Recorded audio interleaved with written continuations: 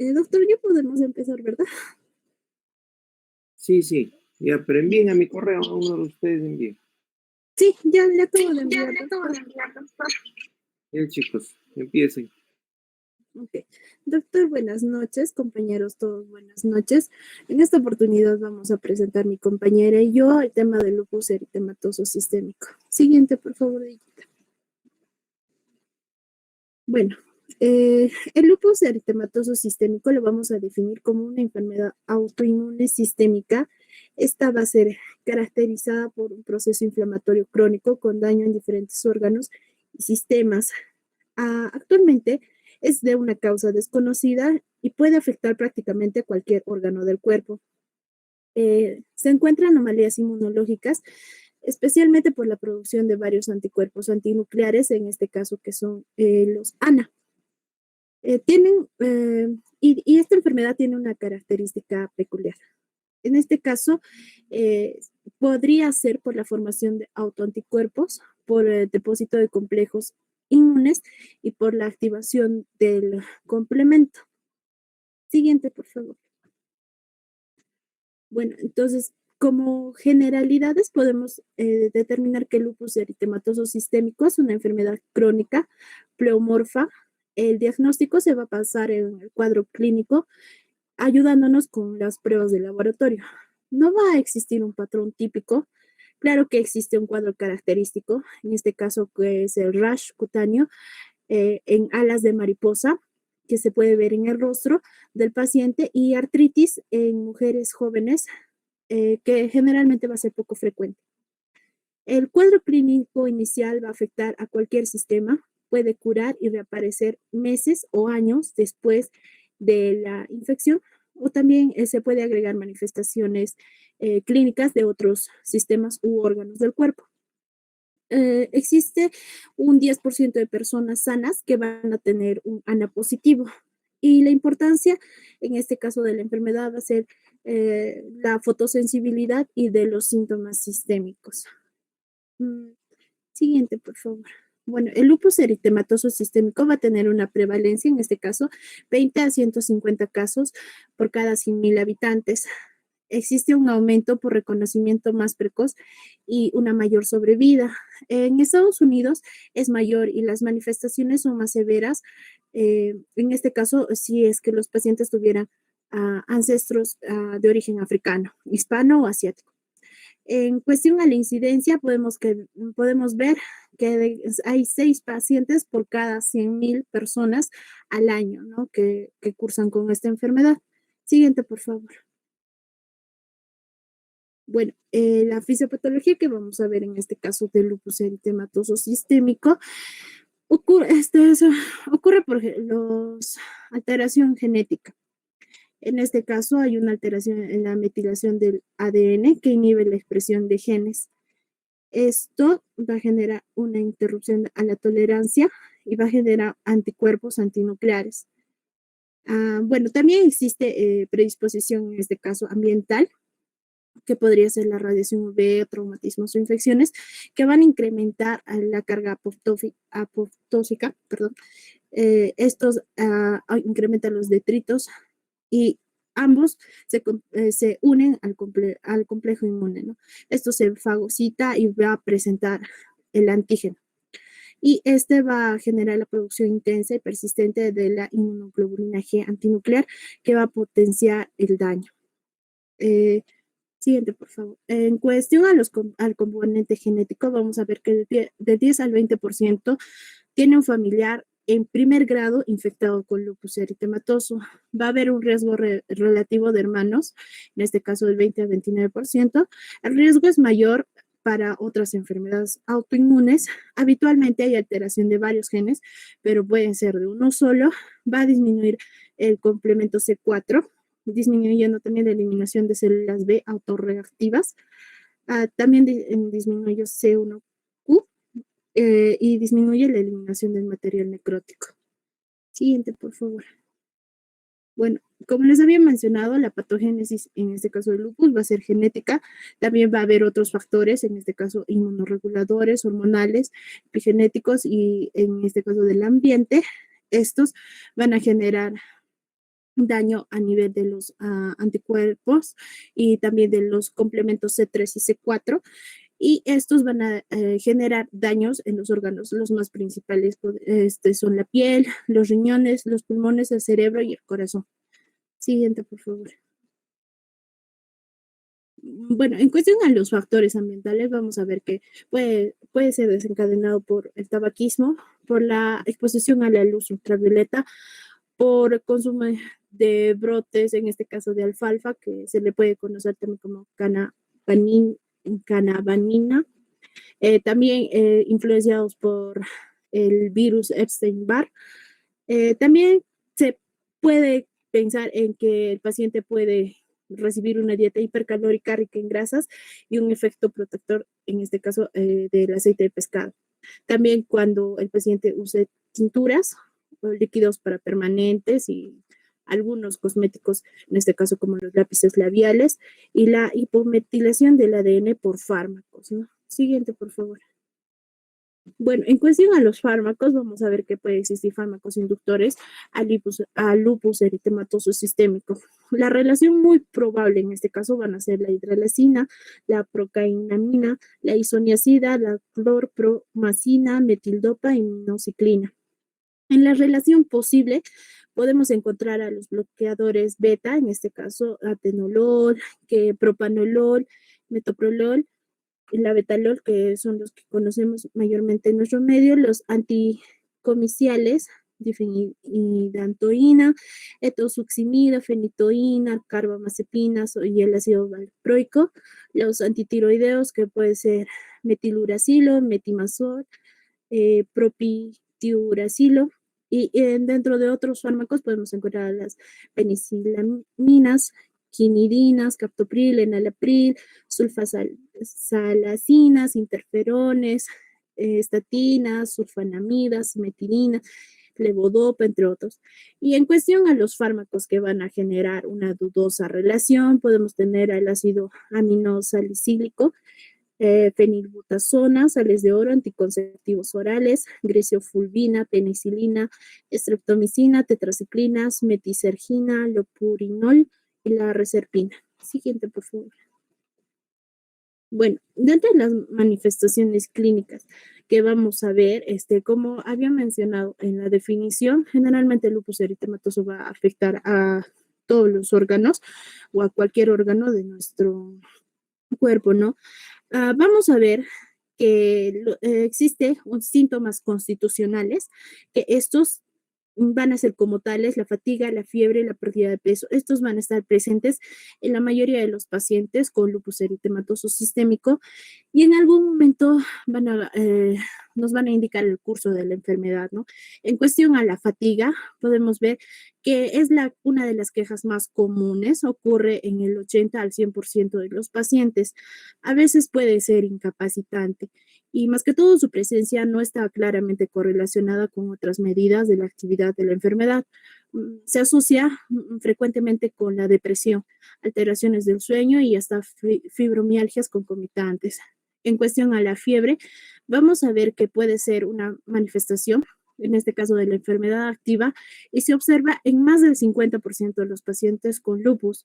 Sin embargo, en la práctica clínica puede ser difícil de distinguir, porque generalmente una fiebre puede estar asociada con un brote de lupus, pero también puede ser por una reacción a una neoplasia, a algún fármaco, alguna bacteria. Entonces, eh, difícil poder distinguir, ¿no? Entre una fiebre por lupus o por alguna otra patología.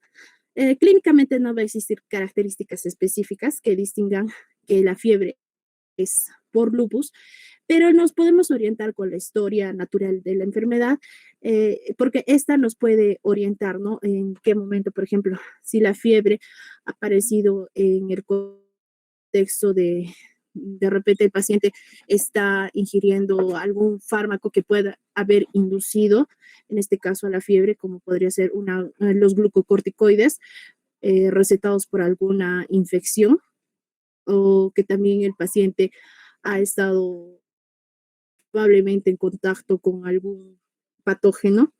En este caso podría ser alguna gripe o algo. Y eso nos va a orientar bastante para poder diferenciar, ¿no? Entre un lupus.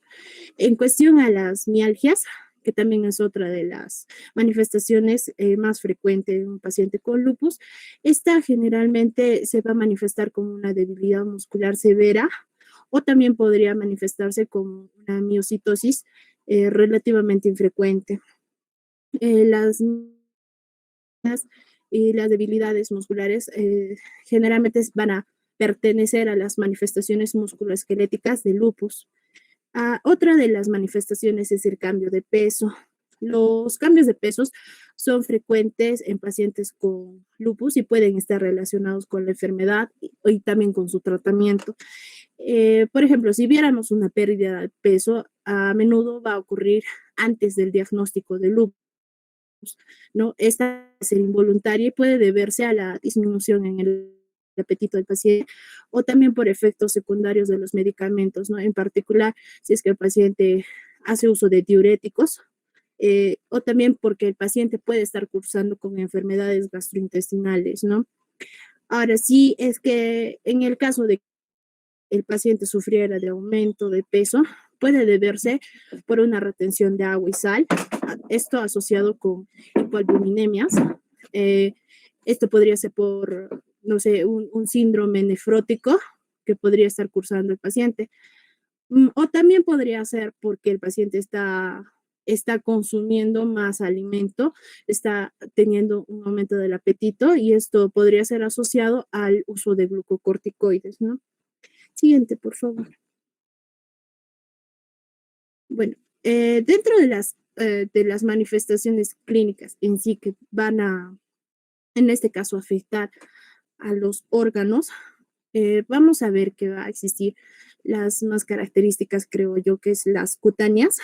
Generalmente son agudas y esta va a presentar el rash malar o como lo había dicho, en alas de mariposa que se observa en el rostro del paciente.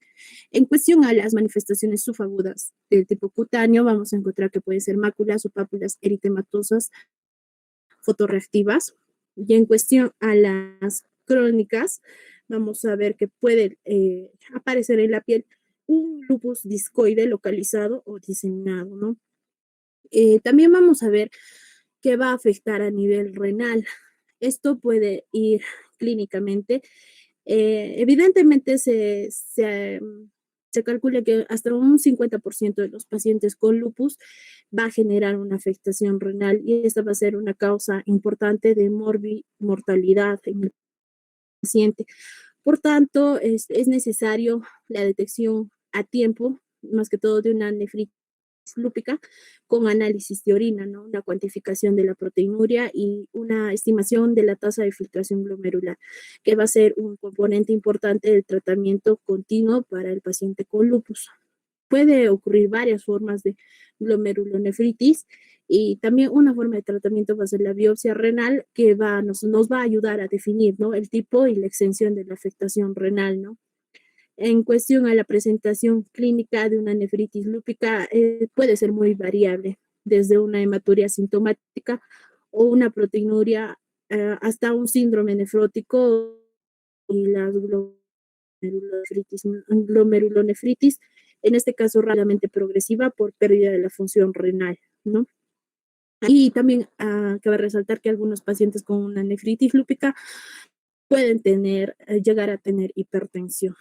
En cuestión a las manifestaciones hematológicas, vamos a ver que el paciente va a cursar con citopenias y anemias y el síndrome antifosfolipídico, ¿no?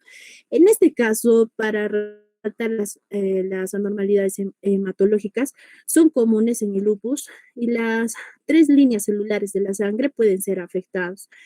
En este caso, cuando hablamos de una anemia, generalmente ya es por un lupus de enfermedad crónica, es el tipo de anemia más común en pacientes con lupus. Va a presentarse también una leucopenia, que es común en estos pacientes, ocurre en un 50% de ellos.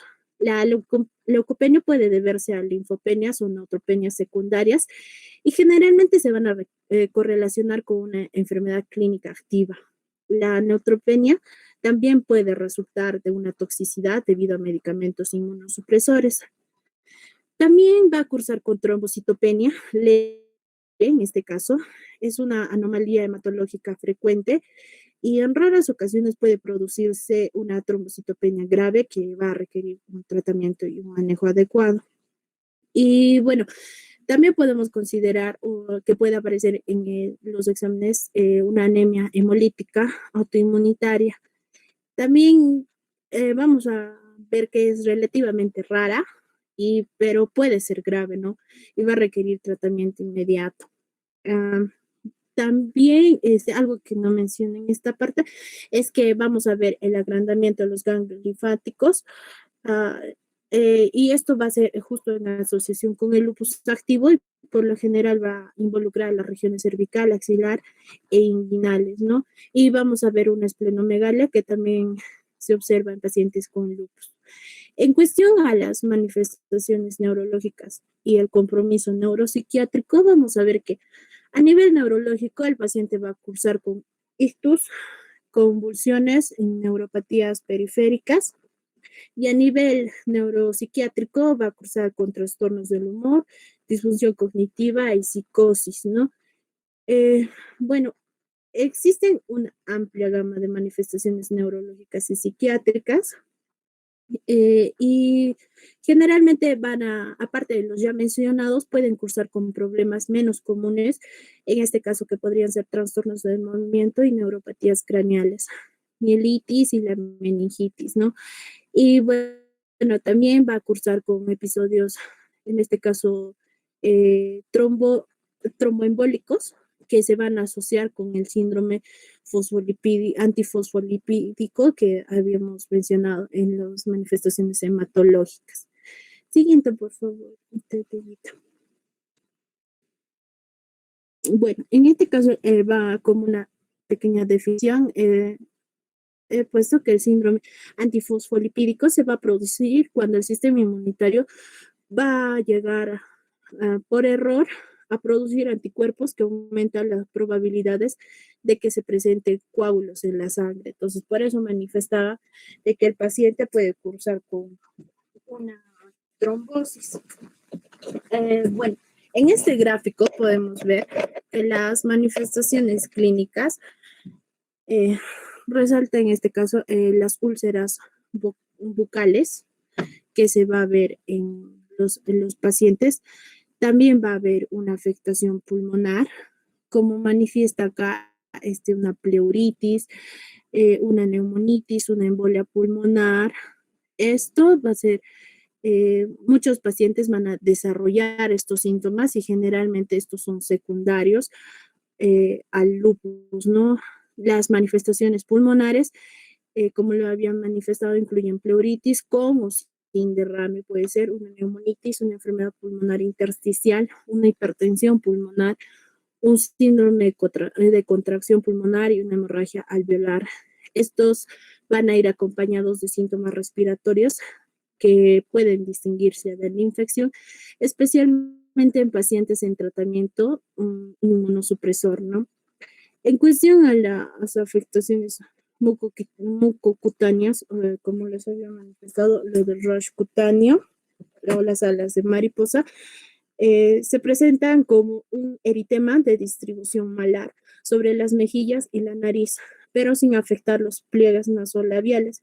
Aparecen después de la exposición al sol. Esa es la particularidad de esta manifestación, ¿no? Algunos pacientes pueden desarrollar lesiones discoides, como lo había manifestado, y estas pueden ser más inflamatorias, pero con tendencia a cicatrizar.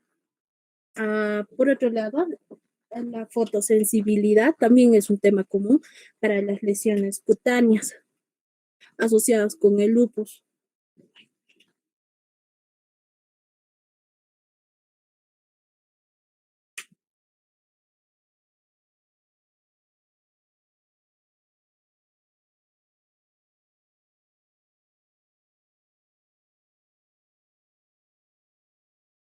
Continúen, chicos.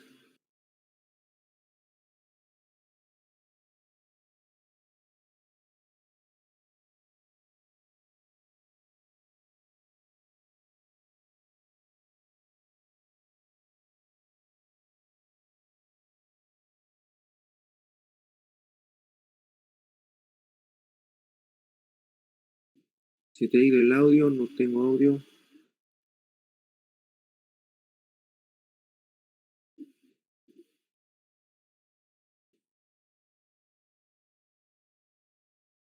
Deyanira.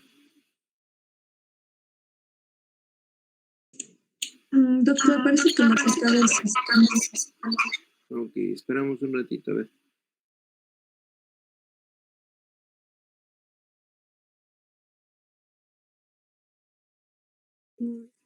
Disculpen, doctor, disculpe, ¿se me escucha?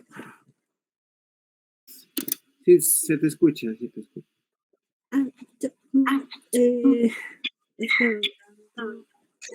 ya. En cuestión a las manifestaciones necesarias, mencionaba que las otras fibras es un tema común para las lesiones cutáneas asociadas con el lupus. Bueno, también vamos a ver afectaciones cardíacas o cardiovasculares en este caso. Esto se va a dar en pacientes con lupus, ¿no? Pueden generar anomalías cardíacas y vasculares. Una de ellas, vamos a ver la enfermedad cardíaca entre los pacientes con lupus. Esto va a ser común y puede afectar el pericardio, el miocardio, a las válvulas y al sistema de conducción y las arterias pulmonares. También vamos a ver que otra de las afectaciones cardíacas va a ser la pericarditis, también con o sin derrame. Y esta es una de las manifestaciones cardíacas más comunes del lupus y se presenta en aproximadamente el 25% de los pacientes en algún momento durante el curso de la enfermedad. Otro hecho resaltante es que vamos a ver a nivel neonatal, el lupus puede ocurrir en bebés de mujeres con lupus, ¿no? Esto puede expresarse en los antígenos y puede causar un bloqueo cardíaco de diversos grados que se puede observar en el útero.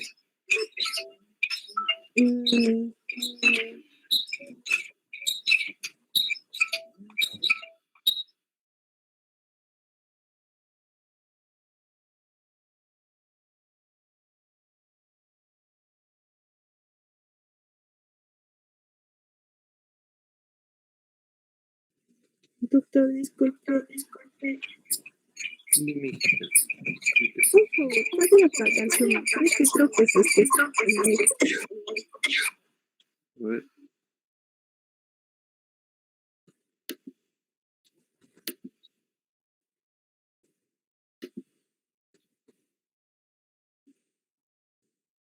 Muchas gracias, doctor. Bueno, continuando con las manifestaciones, vamos a tener también el fenómeno de Raynaud. Este es un proceso vasoespástico inducido por el frío. Generalmente ocurre hasta el 50% de los pacientes.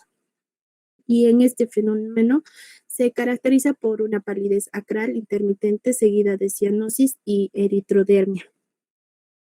Y otra de las manifestaciones a nivel cardiovascular, vamos a encontrar la vasculitis, que estas son estimaciones en cuestión en cuestión a las estimaciones de vasculitis para los pacientes de lupus, vamos a ver que puede ser de 11 al 36% de los pacientes. Esto va a ocurrir por una afectación de vasos pequeños y a menudo se manifiesta como lesiones cutáneas, ¿no? Sin embargo, también se ha observado que puede afectar a vasos medianos y grandes. También vamos a ver que a nivel gastrointestinal va a tener manifestaciones clínicas, en este caso son muy comunes, hasta un 40% de los pacientes, y la mayoría de estos síntomas son causados por reacciones adversas a medicamentos o también por infecciones virales o bacterianas. Estas pueden afectar a cualquier parte de los órganos, en este caso del tracto gastrointestinal, y van a incluir esofagitis, enteropatía perdedora de proteínas, hepatitis lúpica, pancreatitis aguda, isquemia mesentérica e incluso peritonitis. Otra manifestación también es la afectación oftalmológica. Va a afectar a cualquier estructura del ojo y puede estar involucrada, ¿no? una de ellas la queratoconjuntivitis seca, que es una de las manifestaciones más común como síndrome de, como resultado, perdón, del síndrome de Sjögren secundario, y también va a estar involucrada con el lupus eritematoso. Otras de las manifestaciones oftalmológicas van a ser la neuropatía óptica, la coroidopatía, la epiescleritis, la escleritis y la uveitis anterior. Y bueno, otras afecciones y complicaciones asociadas ya van a ser la inmunodeficiencia, el síndrome antifosfolipídico que mencioné y la osteoporosis, ¿no? Siguiente, por favor. Algo que estaba olvidando y creo que es lo más importante en este caso sobre las manifestaciones clínicas son la artritis y las artralgias, ¿no? Estas ocurren en más del 90% de los pacientes y suele ser una de las primeras manifestaciones. La artritis con inflamación va a ser demostrable, ocurre es del 65 al 70% de los pacientes y tiende a ser migratoria, poliarticular y simétrica. La artritis es moderadamente dolorosa, generalmente no causa erosión y rara vez va a deformarse, ¿no? Existe una clasificación en este caso, que es la artropatía en lupus eritematoso sistémico. La clasifica en 6 factores, ¿no? La primera, que es una artralgia sin signos de inflamación, erosión o deformidad. La segunda, que es una artropatía inflamatoria no erosiva ni deformante. La tercera es una artropatía erosiva no deformante. La cuarta es una artropatía mecánica erosiva y deformante. La quinta es una artropatía sinovial deformante y erosiva. Y la sexta es una artropatía deformante no erosiva o de Jakob clásico, que se le conoce. El nombre en sí de esta artropatía lúpica es la de Jakob clásico. En esta figura podemos ver que generalmente ocurre una subluxación y desviación cubital con pérdida de la estructura articular. Esto en las articulaciones interfalángicas distales de los segundos y quintos dedos de ambas manos, ¿no? Entonces, en este caso, por medio de la clasificación, podríamos ver que es una artropatía de clasificación número 4 a 5. Siguiente, por favor. También va a existir compromisos, en este caso de órganos mayores. Más del 50% vamos a ver las nefropatías, las vasculitis, las enfermedades pulmonares y las alteraciones hematológicas. Y en menos del 50% vamos a ver el malestar y la fatiga, como vimos, en un 90%. Vamos a ver artralgias y mialgias, que también está en un 90%. Vamos a ver los rash cutáneos, que está en un 70% de los pacientes. Vamos a ver fiebre, que está en un 57%. Y vamos a ver un eritema en alas de mariposa, o en este caso, que está en un 35%. Siguiente, por favor. Bueno, aquí podemos ver las artropatías, las alas de mariposa, podemos ver las lesiones discoides también, las lesiones a nivel bucal, eh, y bueno, más que todo eso, ¿no? Siguiente, por favor. Bueno, en cuestión de las pruebas de laboratorio, vamos a pedirle al paciente cuando tengamos la sospecha de lupus eritematoso sistémico, vamos a pedirle en este caso los anticuerpos, los anticuerpos perdón, el ANA, que es la prueba de anticuerpos fosfolipídicos. Y esto generalmente se va a hacer por una prueba de inmunofluorescencia indirecta. Vamos a pedirle también el ADN antibicatenario, vamos a pedirles anticuerpos antifosfolipídicos, en este caso IgG, IgM, anticardiolipina, IgM antibeta 2 o glucoproteínas, vamos a pedirle niveles de complemento C3, C4, vamos a pedirle nivel de velocidad de sedimentación globular, la proteína C reactiva y la relación proteína-creatinina en orina. Siguiente, por favor. Bueno, en cuestión a la prueba de ANA, y si la encontramos positiva en prácticamente todos los pacientes con lupus en algún momento del curso de su enfermedad, vamos a tener que analizar otros anticuerpos específicos, ¿no? En este caso, como es el anti-dsDNA y el anti-SM. Estos van a salir positivos aproximadamente del 70 al 30% de los pacientes con lupus. También vamos a pedirles los anticuerpos anti-RO y anti-LSSB, y estos van a estar aproximadamente entre 30 y el 20% de los pacientes con lupus. También podemos pedirles los anticuerpos de la proteína P antirribosomal, que tienen una alta especificidad para lupus, pero lamentablemente una baja sensibilidad para este. También, y en caso de que, por ejemplo, la prueba de ANA saliera negativo, pero nosotros tenemos la sospecha de que el paciente puede cursar con lupus, entonces va a ser apropiado realizar pruebas de anticuerpos adicionales, ¿no? En este caso podría ser un anticuerpo contra el factor reumatoideo y el péptido citrulinado cíclico. Esto, más que todo, orientado a pacientes que tienen sintomatología de artritis o artralgias predominantes. ¿Por qué le vamos a pedir estos anticuerpos? Básicamente porque estos nos van a ayudar a diferenciar los diagnósticos, ¿no? Nos va a ayudar a excluir el diagnóstico de artritis reumatoidea. En cuestión de que realicemos otra prueba, podríamos realizar los estudios serológicos para la infección.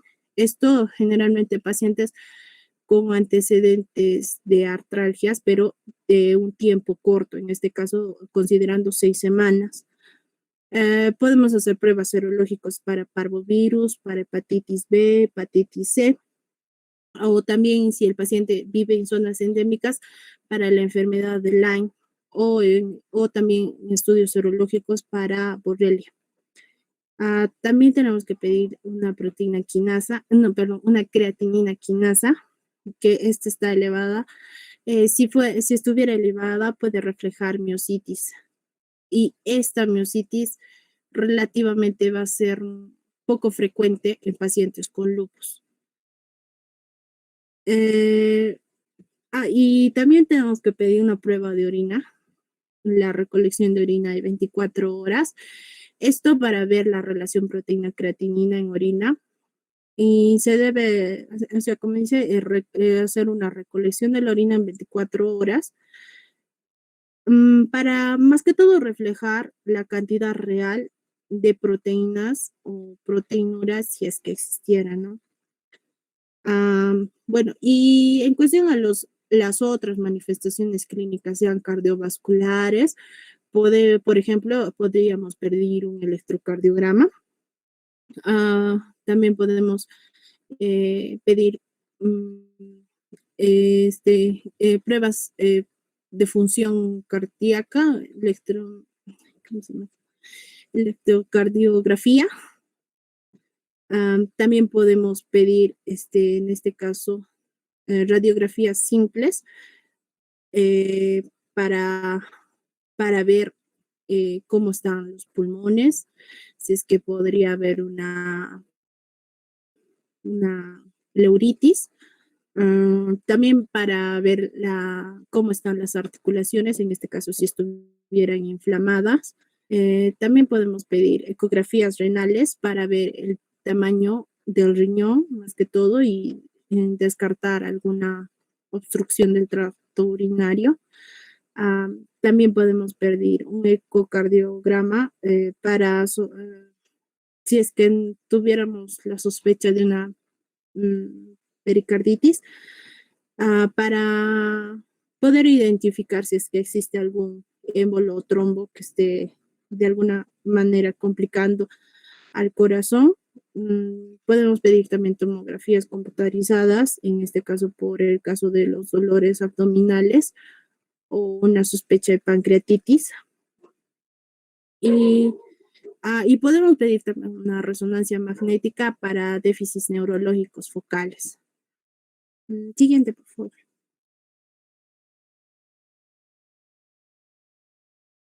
Ah, esto en cuestión a los anticuerpos contra el factor reumatoideo y el péptido citrulliano cíclico, como les había manifestado, esto generalmente nos va a ayudar a diferenciar una artritis reumatoidea de una artritis por lupus eritematoso.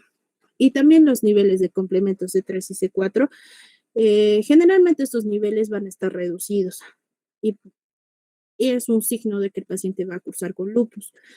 Pero en el caso de lupus, el nivel de complemento total puede ser un poco más bajo, pero también podríamos confundirlo.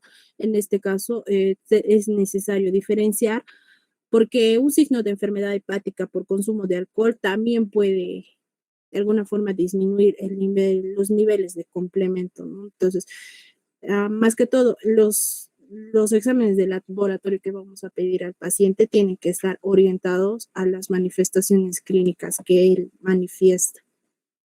Siguiente, por favor.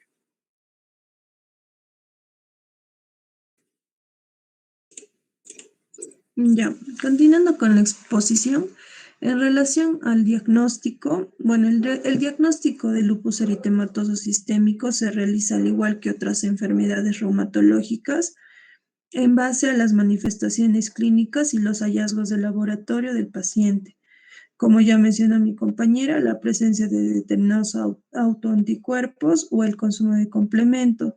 Vamos a ver que va a existir unos criterios de clasificación que son de clínicas colaboradoras internacionales de lupus eritematoso sistémico, en las cuales indican que deben cumplirse un mínimo de 4 criterios. Indica que deben ser al menos uno clínico y otro de laboratorio, pero que actualmente son 17 criterios y cada ítem cuenta con un punto y la suma al final. Entonces, como vemos, va a haber criterios clínicos y también va a haber criterios inmunológicos. Dentro de los clínicos vamos a encontrar lo que son los constitucionales, que si el paciente presentaría fiebre ya serían 2 puntos. Dentro de los criterios hematológicos vamos a encontrar la leucopenia, que sumaría 3 puntos, la trombocitopenia 4 puntos y la hemólisis autoinmune 4 puntos. Dentro de los criterios neuropsiquiátricos vamos a ver que el delirio son 2 puntos, psicosis 3 puntos, convulsiones 5 puntos. Dentro de los mucocutáneos vamos a encontrar alopecia no cicatricial, que son 2 puntos, úlceras orales 2 puntos, lupus cutáneo subagudo o discoide, que sumaría 4 puntos, el lupus cutáneo agudo 6 puntos. Dentro de la serositis vamos a encontrar lo que es el derrame pleural o pericárdico, que sumarían 5 puntos. Dentro de lo que es la pericarditis aguda sumaría unos 6 puntos. Dentro de los que son músculo esquelético vamos a encontrar la artritis, que hace 6 puntos. Dentro de los de renal, vamos a encontrar si la proteinuria está más de 0.5 gramos en 24 horas, sería 4 puntos. Una biopsia renal con nefritis lúpica clase 2 o 5, 8 puntos. Una biopsia renal con nefritis lúpica clase 3 o clase 4 son 10 puntos. Dentro de los criterios inmunológicos vamos a encontrar 3. 1, anticuerpos antifosfolipídicos. Vamos a encontrar los anticuerpos anticardiolipina o anticuerpos anti-B2, glicoproteína 1 o anticoagulante lúpico, que suman 2 puntos. El complemento, si el C3 está bajo o el C4 también está bajo, 3 puntos. Ahora, si el C3 está bajo y el C4 también bajo, 4 puntos. Dentro de los anticuerpos específicos del lupus eritematoso sistémico vamos a encontrar los anti-DNA de doble cadena o anti-SM, que van a sumar 6 puntos. Ahora, dentro de lo que es el pronóstico de un paciente con lupus eritematoso, vamos a ver que, como se va a mostrar en el cuadrito, el principal factor que va a condicionar la supervivencia del paciente durante la primera década de la enfermedad es la afectación renal. Entonces, y las complicaciones también infecciosas.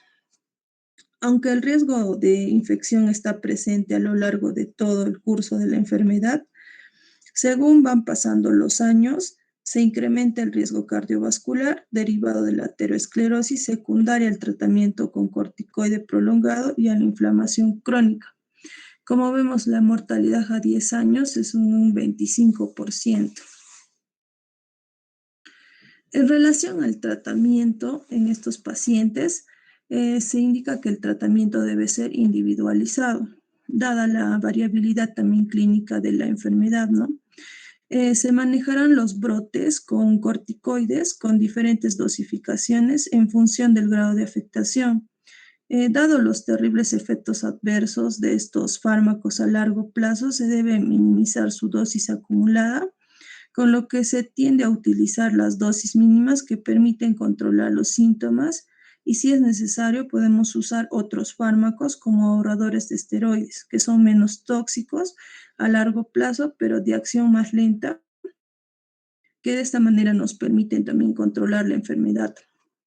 Para ello nos indican que es útil distinguir entre aquellas manifestaciones que comprometen, que van a tener, ¿no?, compromiso vital grave o aquellas que también tienen compromiso leve. Como vemos en el cuadrito, dentro de las manifestaciones leves vamos a encontrar lo que es la artritis, la fiebre o la serositis. El tratamiento en estos, cuando es una manifestación leve, se utiliza lo que son AINES más corticoides de dosis baja y también podemos usar hidroxicloroquina. Ahora, en las manifestaciones cutáneas, el tratamiento principal que se indica a los pacientes es que eviten la exposición solar, como mencionó mi compañero. También se les da lo que son corticoides tópicos más hidroxicloroquina. Ahora, cuando las manifestaciones ya son graves, hay afectación neurológica, también hay afectación renal, debemos dar lo que son corticoides más inmunosupresores. En relación al tratamiento de las manifestaciones leves, los fármacos más empleados son los AINES, ¿no? Teniendo en cuenta que el aumento del riesgo cardiovascular y su toxicidad gastrointestinal y también renal. También podemos dar, ¿no?, los corticoides a dosis baja. Estas dosis bajas deben ser menores a 20 miligramos por día de prednisona o el equivalente también a este. El fármaco de fondo para el mantenimiento de estos pacientes y tratar de ahorrar esteroides y AINES son los antipalúdicos, especialmente hidroxicloroquina en dosis de 200 a 400 miligramos al día, recomendados prácticamente en todos los pacientes. Hay que tener en cuenta también su toxicidad retiniana, que requiere controles oftalmológicos al menos una vez al año. Raramente se ha asociado a lesiones cutáneas y miopatía farmacológica. En el caso de los síntomas cutáneos, este es fundamental, como ya mencioné antes, la fotoprotección y puede administrarse también lo que son corticoides tópicos.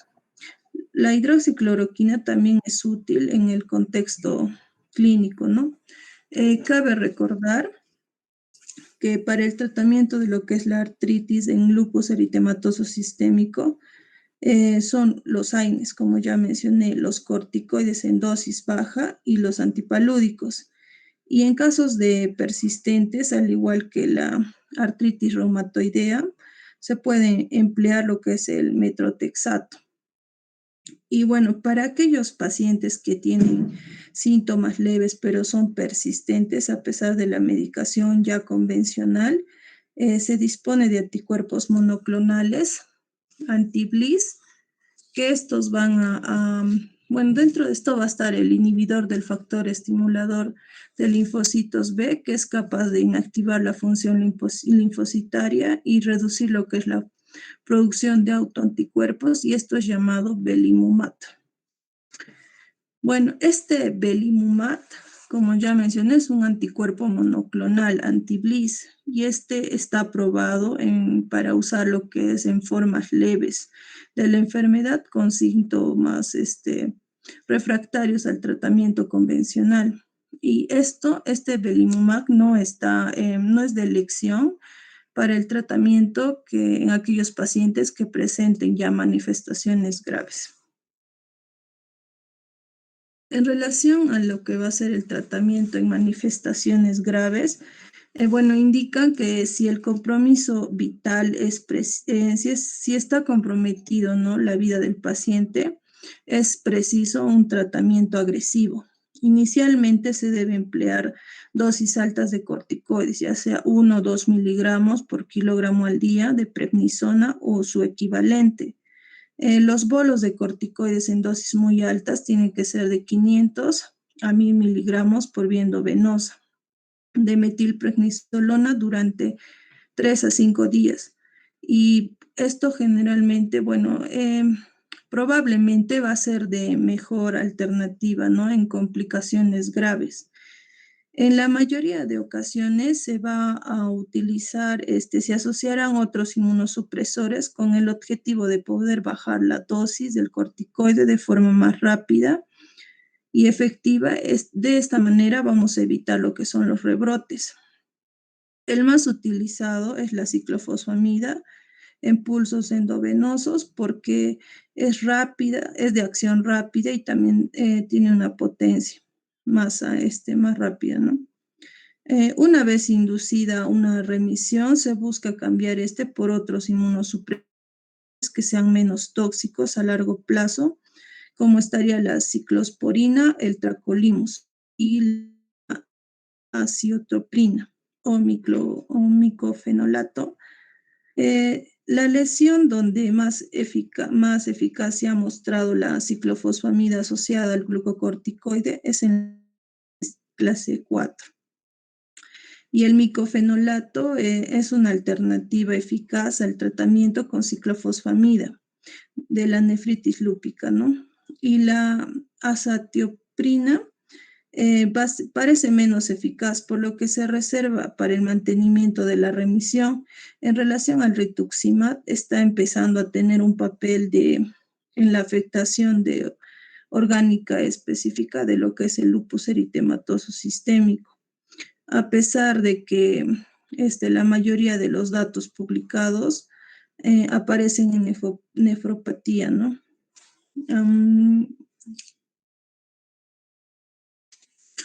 También vamos a ver otras manifestaciones clínicas que no responden a la inmunosupresión.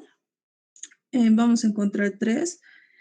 El manejo de las manifestaciones trombóticas o los abortos de repetición van a estar estos asociados a la presencia de anticuerpos antifosfolipídicos y suelen precisar tratamiento anticoagulante o antiagregante que tiene que estar asociado a algunas manifestaciones neuropsiquiátricas que no son sensibles al tratamiento con corticoide o inmunosupresor.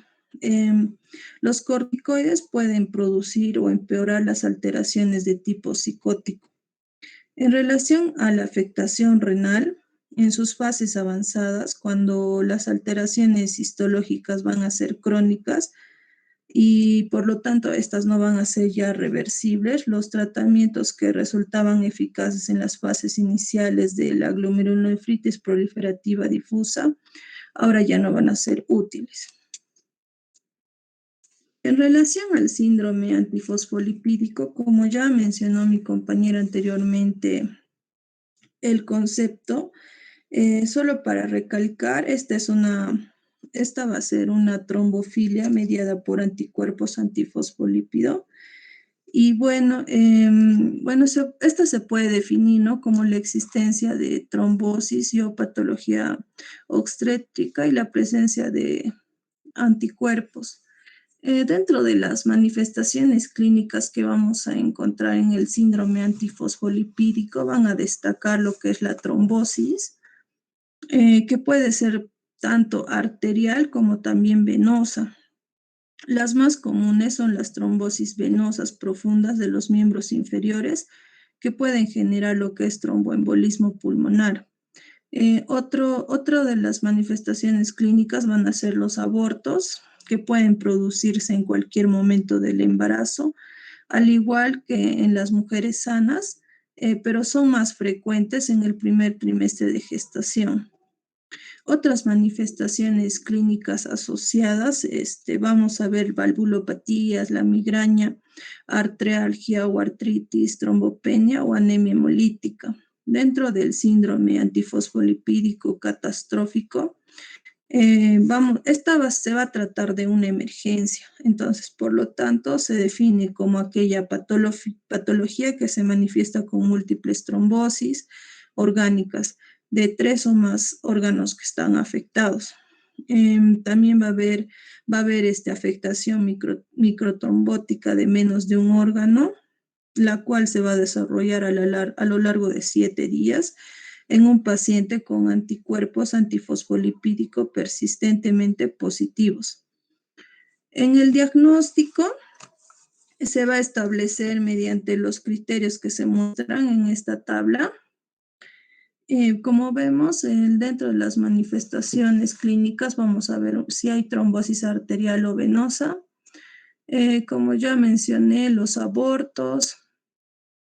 Ahora, el tratamiento, vamos a ver que, bueno, hay cierta controversia en relación a lo que es el tratamiento, pero podemos ver, como vemos en el cuadro, en la paciente que no está embarazada, si hay presencia de anticuerpos antifosfolipídicos sin clínica asociada, no se le da nada de lo que es ácido acetil salicílico. Ahora, si hay trombosis, se le puede dar anticoagulación mantenida con controles del INR, si son de 2 a 3 sin trombosis venosa, de 2.5 a 3.5 sin eventos arteriales.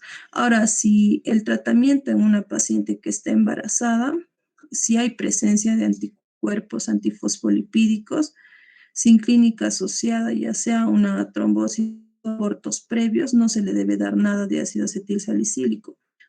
Si hay trombosis o abortos previos, se le puede dar una heparina de bajo peso molecular más ácido acetil salicílico.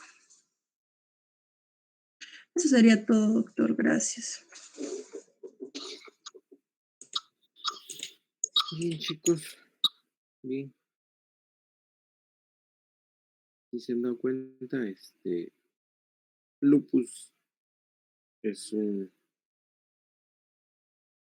una patología más de las enfermedades autoinmunes, ¿no? Tiene características muchas veces silente, pero a veces se hace crónica, a veces puede estar estacionaria, y por todos esos factores que ustedes han mencionado, se convierte hasta en una situación catastrófica, ¿verdad?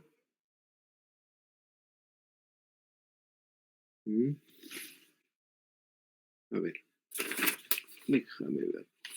A ver, vamos a entrar a preguntas puntuales para hacer pequeños conversatorios en relación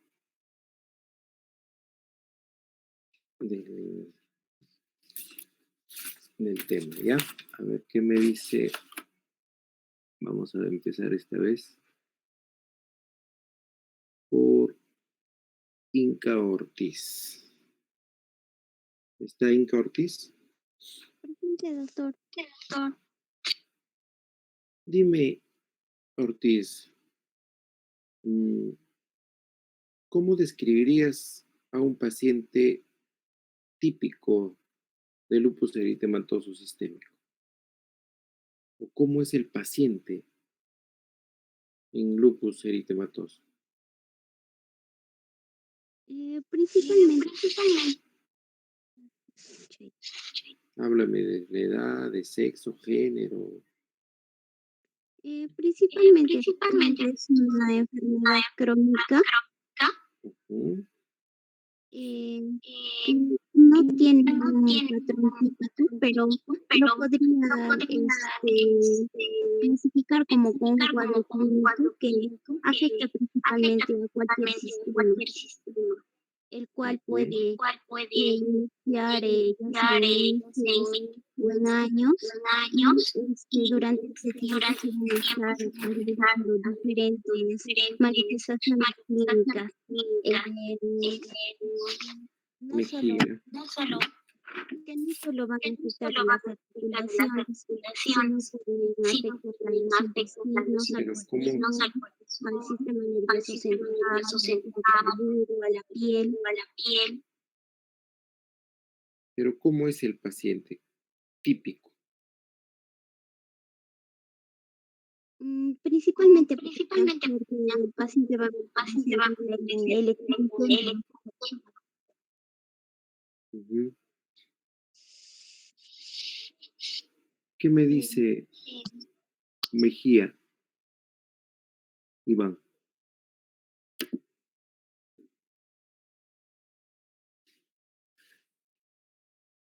Aló, doctor. Dime, Bueno, describe, lo que yo quiero es como si tú estuvieras viendo a un paciente con lupus, que ya está prendida la enfermedad, que tú no vas a hacer el diagnóstico y que tú con solo verlos dices, ah, este es un lupus eritematoso, este es un paciente típico, lupus eritematoso. ¿Cómo lo ves tú? ¿Mm? doctor, complementando de lo que mi compañera dijo, ¿cómo podríamos reconocer un paciente que tiene esta enfermedad autoinmune? Es algo característico, por ejemplo, es que tiene, por ejemplo, a nivel de piel, lo que es el ras malar, o lo que llaman alas de mariposa. Ujú. Ya, entonces eso es muy característico. Por ejemplo, haciendo o sea, una inspección, ¿no? Así, a grosso modo. Claro. Pero tú mirarías más en una mujer joven, una mujer de mediana edad, en una mujer fértil, o mirarías a un varón, qué sé yo, de 45, 50 años. Bueno, esta patología, doctor, se suele dar predomina más que todo lo que son mujeres jóvenes. Hay también en niños, ¿no? Pero generalmente se presenta, pues, te puedo decir a cualquier edad, pero el grueso es generalmente en mujeres, ¿no es cierto? Más que en hombres. ¿Cuál es la relación hombre-mujer?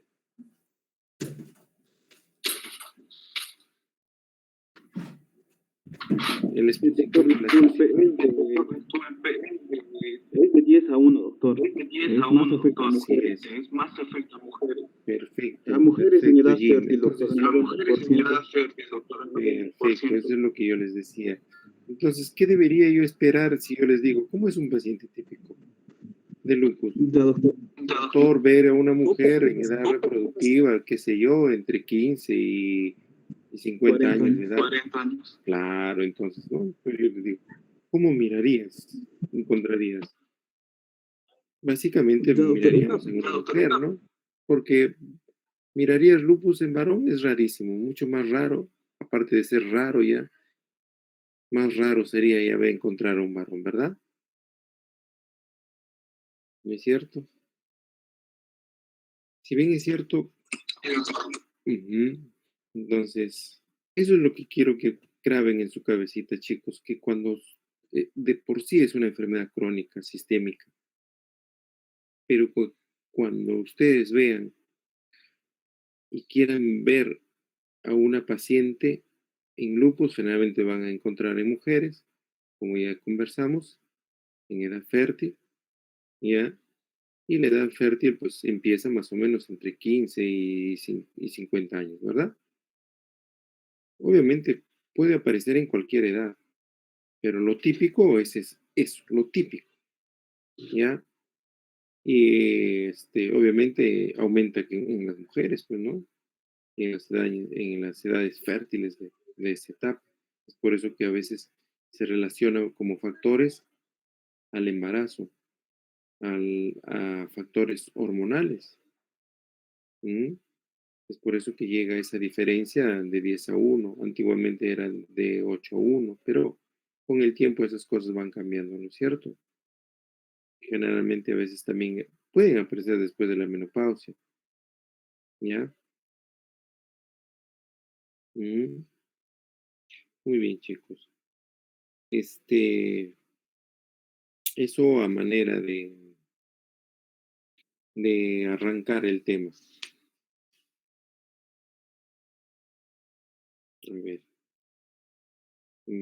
¿a quién le preguntamos? Ya hemos empezado por la mitad ahora. Nos vamos a los extremos, ¿ya? Siempre a veces agarramos extremos, ahora bajamos con Barrientos. ¿Está Barrientos? Sí, doctora, acá está. Mira, acá hay otra cosita que quiero que también se den cuenta. Una cosa es decirte, eh, ¿cuál sería la prueba principal del lupus eritematoso? ¿Ya? La prueba sería Ana, doctor. Ana, muy bien. ¿Y por qué no anti-DNA o perfil EN, anti-SMID?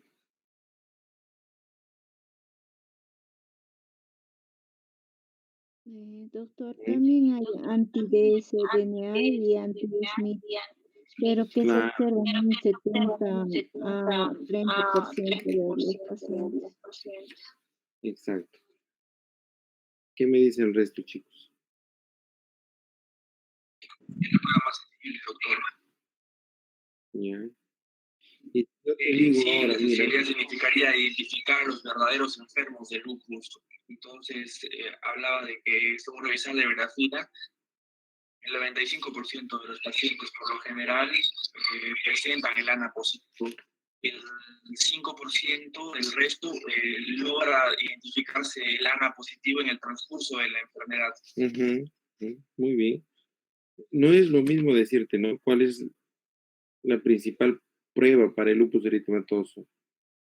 Que se obtiene en la muestra de rutina, ¿no? Entonces, que decirte, oye, ¿cuáles los anticuerpos nucleares más específicos? Y si yo te cambiaría la pregunta y si te digo, ¿cuáles son los anticuerpos antinucleares más específicos para diagnosticar? ¿Qué me contestarías? Doctor, ¿puedo responder? ¿Responder? Claro que sí, doctor. DNA nativo, doctor. Ajá, muy bien, muy bien, muy bien. Está bien, chicos.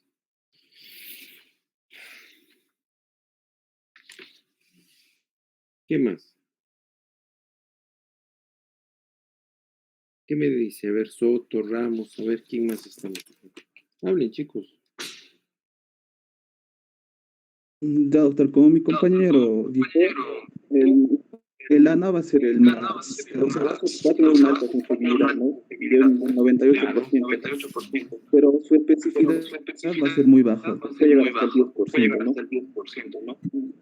En cambio, el anti-SM, doctor, este va a tener un 25% de sensibilidad, pero va a tener casi un 100% de especificidad, doctor.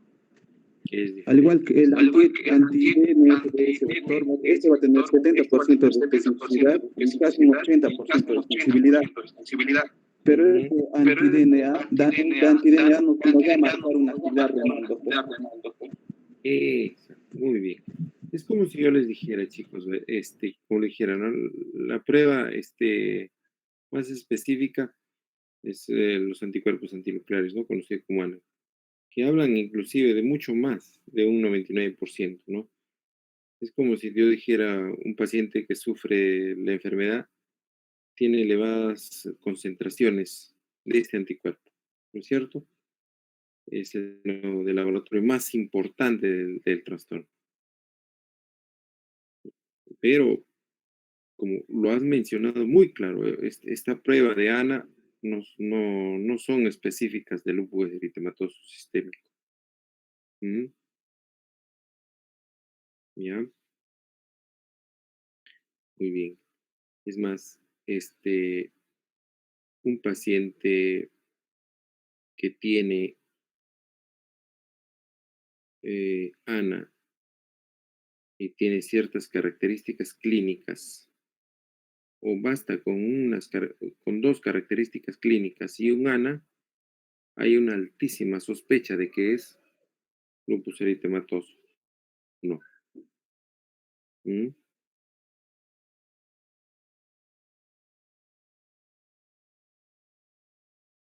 Muy bien.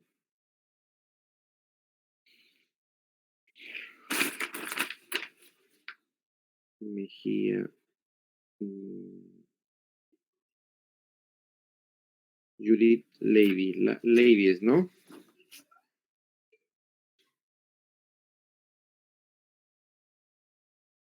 Cuando expusieron tus compañeras, hablaron de las características, de la característica clínica de la reacción o el compromiso dérmico, que es el rash, el exantema, ¿no?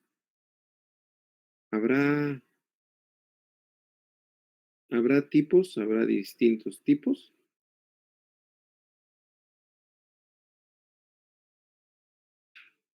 Sí, doctor, en cuanto Ujú.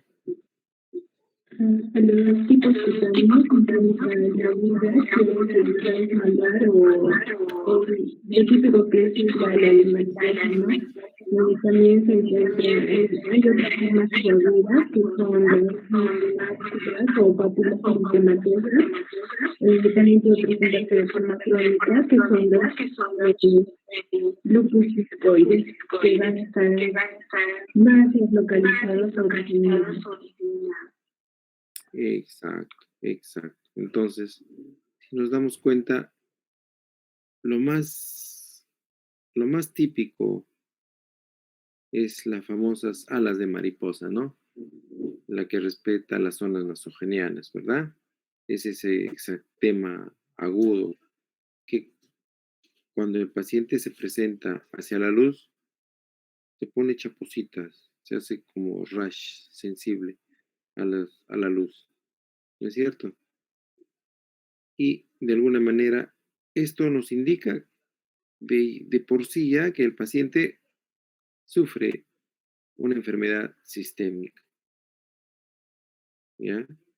Y estas, pues, como ya sabemos, se extienden en las mejitas, ¿no?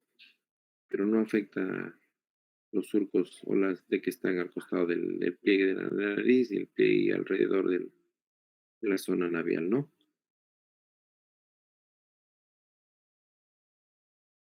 Pero también existen, pues, los eritemas en otras partes. ¿M? Más que nada, justo por lo que decíamos, por esa fotosensibilidad, ¿no? ¿M?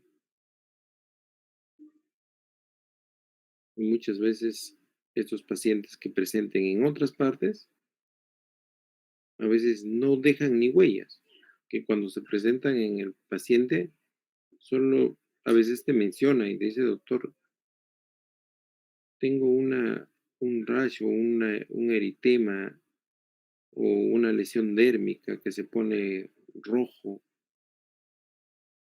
pero que desaparece. Y a veces no deja ni huellas, ni mucho menos cicatriz. A diferencia de otros grupos de lupus subcutáneo, ¿no?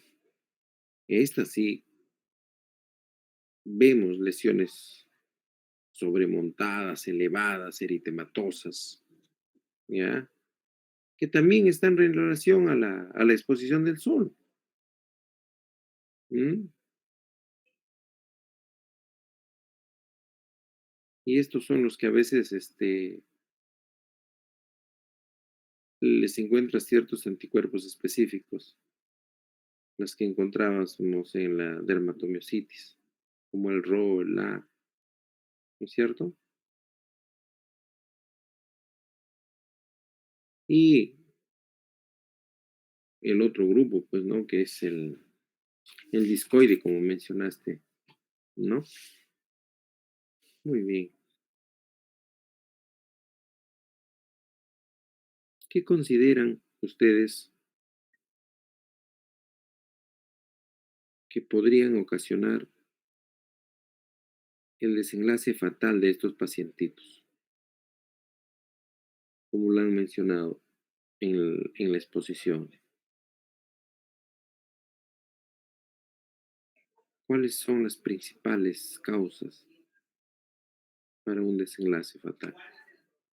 Doctor, la afección renal. Bien, muy bien. Llegar a esa insuficiencia renal y todas las complicaciones que de esta deviene, ¿verdad? ¿Qué más? ¿Qué me dicen otros compañeros? Vamos, también. ¿Qué me dices, Jorge La Sabino? afectación del sistema nervioso central también. Doctor, también podría ser, A ver, Magali, te doy la palabra. doctor, también podría ser el derrame pleural. Claro, claro. Todos los derrames, no solo pleural, pericárdico, ¿no? Todas las efusiones, como decimos, ¿no? Ujú. Por la afectación del sistema nervioso central, como la Claro, depresión, eso sobre todo se da más en mujeres o en hombres. mujeres.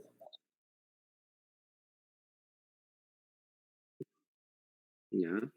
Y es más devastador en varones. Se da más en mujeres, pero es más devastador en varones. Muy bien. Y algo que nos estemos olvidando, algo por ahí, a ver. Doctor, las complicaciones cardiovasculares.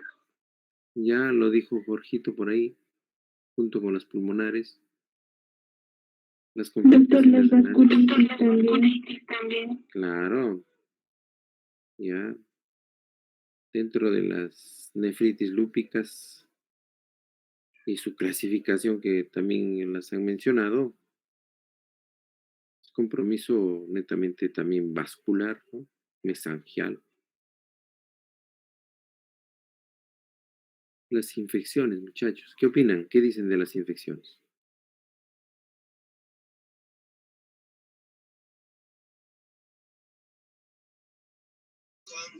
Sí, las infecciones van a atacar de manera Ujú. como Y que estos que oportunista, devienen, así porque es. una vez que van abajo los anticuerpos, no, perdón, en este caso nuestro sistema inmunológico va a estar mm, deprimido y ahí es que van a poder atacar infecciones tanto víricas como bacterianas. Claro, y una de las primeras causas es justamente por la actividad de la enfermedad y por el tratamiento que damos. ¿Qué es lo que damos? Glucocorticoides, doctor. Claro, y esto produce, Inmunosupresión. perfecto, muchachos. Y altas dosis de corticoides, entonces, ¿mm? Hay actividad de este trastorno, ¿verdad? Que conlleva, pues, a inflamar el pericardio, a inflamar la pleura pulmonar, condicionando todo lo que ya hemos dicho, ¿no es cierto?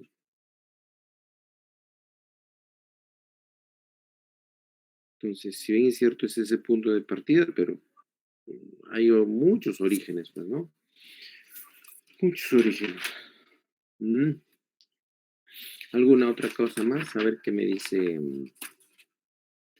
¿Quién más? Fernández, ¿qué me dice? Doctor, en cuanto a más manifestaciones clínicas, Ujú. creo que ya Claro. mencionaron las más importantes vacunas. Sí, sí, así es. Ya están lo más importante.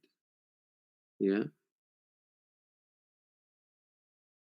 Acá también hay que, bueno, es propiamente dentro del grupo, ¿no? De las vasculares, las famosas aterosclerosis, ¿no? Consecuencias probables que padecen estos enfermos con lupus eritematoso. ¿ya? Ya que hay anormalidad, esas anormalidades metabólicas, ¿ya? Ujú.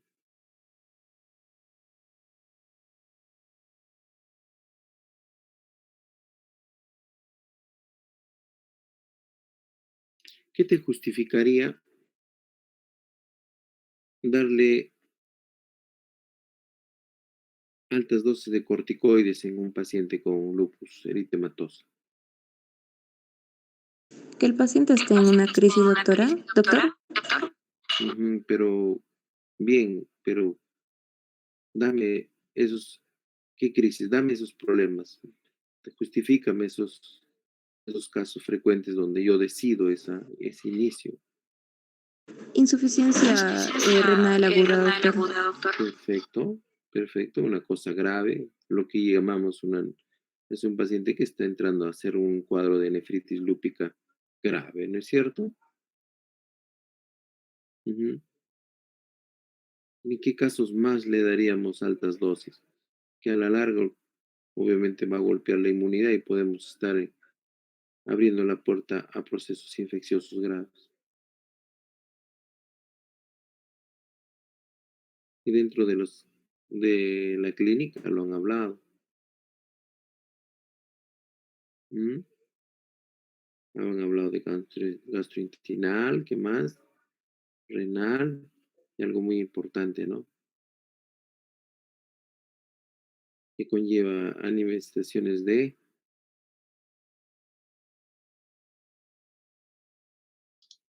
daño. Doctor, en caso de anemia hemolítica Ujú.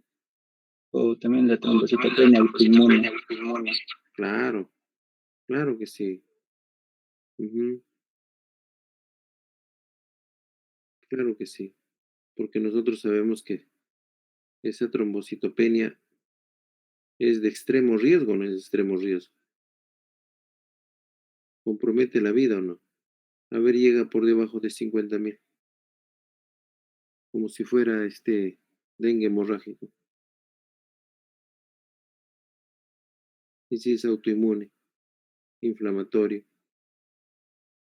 bien. Y en los casos de compromiso neurológico, ¿no? Graves. Igual.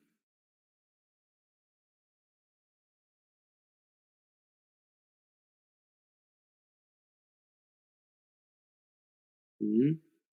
Y ya los más graves, pues, ¿no? Que ustedes mismos han mencionado como la vasculitis, ¿verdad? Uy, se va a bajar mi computadora. Muy bien, chicos. ¿Qué me dicen de los criterios actuales y los antiguitos? A ver, hablen un poco de eso. Quien quiera participar.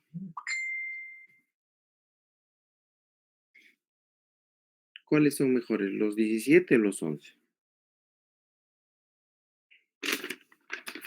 ¿Qué me dice? Ya, a ver, cualquiera de ustedes.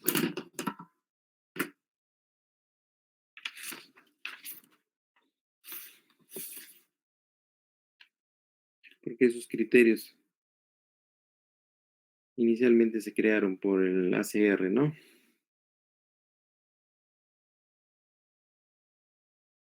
Y actualmente están ampliados. ¿Mm?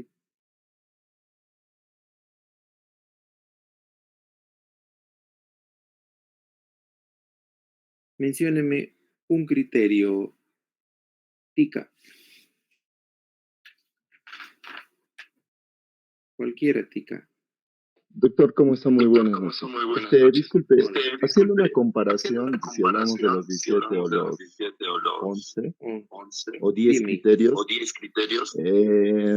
bueno, los de 17 de alguna otra forma tienen una modificación para seguir el tratamiento, inclusive para prevenir hoy en día, ¿no? Pero lo que, por ejemplo, escuché y lo que leí, se recomienda el uso más de los 10 criterios, ¿no? Ujú. Exacto. Y un criterio, por ejemplo, es lo que estamos viendo si encontramos un lupus, ¿no? Perdón, una neuropatía lúpica. Ujú.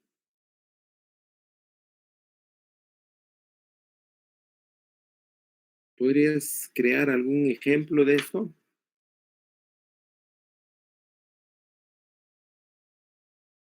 ¿Cómo? Bueno, no le estoy entendiendo la pregunta, doctor.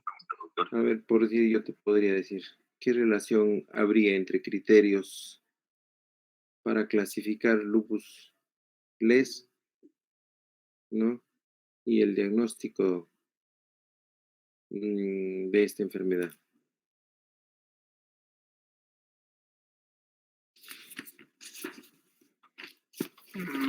Doctor, ¿puedo opinar en eso? Claro, Carlitos.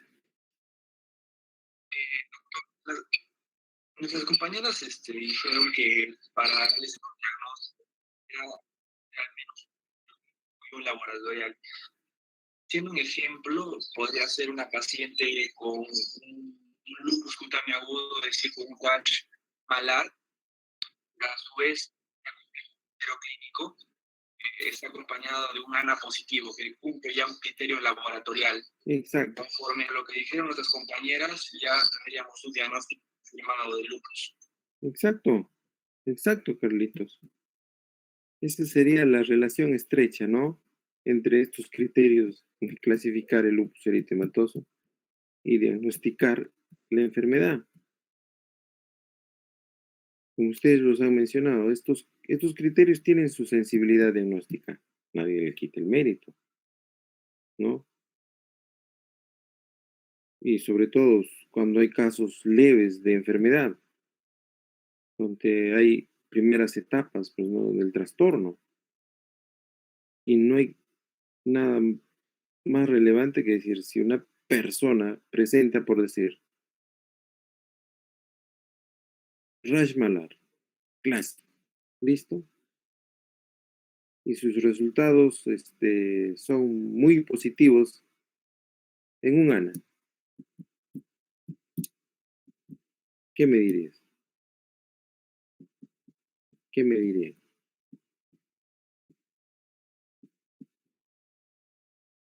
Con toda seguridad. ¿Qué es lupus, doctor? Tiene Claro, así es. Con toda seguridad y casi seguro, que casi probable, que este pacientito sí padece lupus eritematoso, sí. Aunque aún no tenga satisfecho mi criterio de clasificación, o con eso has satisfecho tu criterio de esa clasificación. No, sí o no, porque tienes uno y uno. ¿Y qué dice tu criterio? ¿Mm?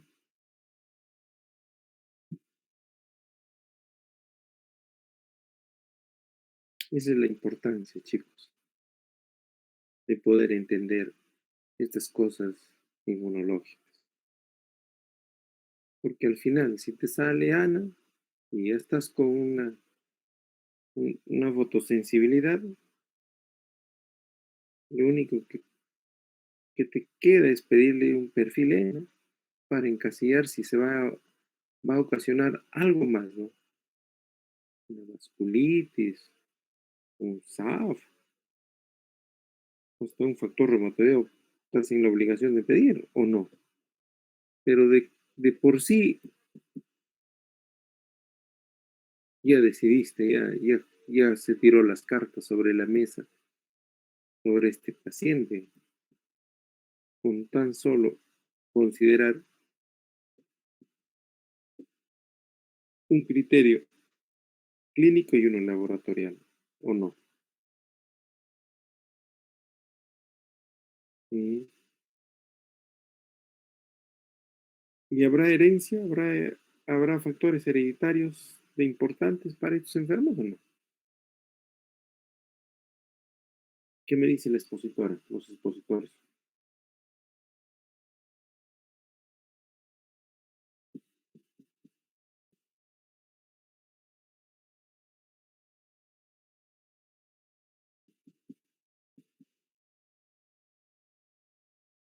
Doctor, sí, factores genéticos.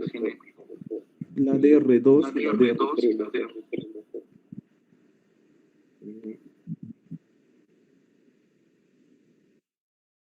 Está demostrado ya, ¿no? En grupos de familia, en gemelos.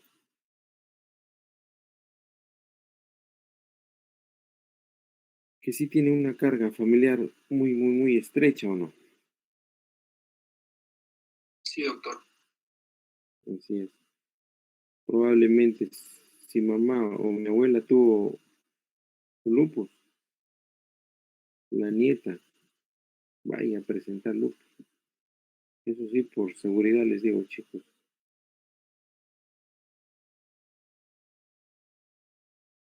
Y en consultorio siempre he pasado eso. Mi mamá tuvo lupus y estoy presentando síntomas y signos similares. ¿Será lupus, doctor?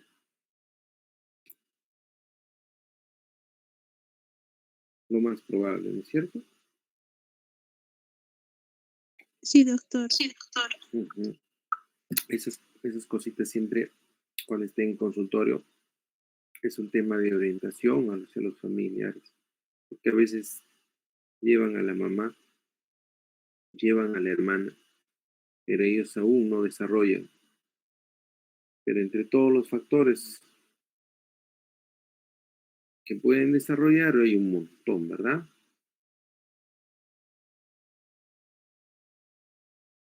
Mm. Muy bien, hablando de factores. ¿Qué factores conocidos hay? Doctor, básicamente las expositoras hablaron del factor genético, también hablaron, doctor, de factores ambientales Sí, muy bien. que podrían desencadenar eso, y factores inmunológicos. Sí, como usted mencionó, doctor, el factor genético, sí hay una mayor prevalencia entre familiares que tienen lupus. Como factor ambiental, bueno, puede estar asociado al tabaco, a ciertos cultivos, también puede asociar a fármacos, Sí. la lacina, por ejemplo, que forman parte del componente de factores ambientales. Y los que se exponen al sol, el factor. También, doctor. A la exposición de los rayos ultravioleta, ¿verdad? Sí, doctor. Bien. Entonces, cuando ustedes vayan a querer prevenir al resto de familia que de repente es más joven, ¿cuál sería tu conducta? Anticiparle que existen ciertos riesgos, ciertos factores. Desde el sexo, ¿no? Tú eres femenina, hija de la señora, con mayor razón. ¿No es cierto? Los grupos étnicos tendrán mayor factor. Los morenitos y los blanquitos, los negritos, ¿quiénes tienen mayor predisposición? Los de raza negra, doctor, tienen mayor riesgo. ¿Quiénes? No escuché, mami. Sí, doctor. Afroamericana, doctor, y de raza asiática. Ajá. Sí, pero más agresivos, ¿quiénes? ¿Quiénes que llevan la peor parte? Afroamericana. ¿Ah? Los latinos. Eso se ha demostrado con tantos latinos que van a Europa y desarrollan allá el lupus. Y el tratamiento que les dan allá no es suficiente. Y yo les digo, por mucha experiencia que he visto, pacientes que se van a trabajar a España, a Italia, a Estados Unidos, que desarrollan allá, pese a que ahí está lo plus ultra de medicamentos, biológicos, tacrolimus, qué sé yo. Es como un tema de práctica, chicos. No solo está enriquecerse de conocimiento. Implica mucho la práctica. Y allá se aferran a su experiencia, ¿no? Y como dicen acá en Perú, si no golpeas bien, la enfermedad te va a golpear a ti. Golpea bien al inicio si quieres controlar esa enfermedad.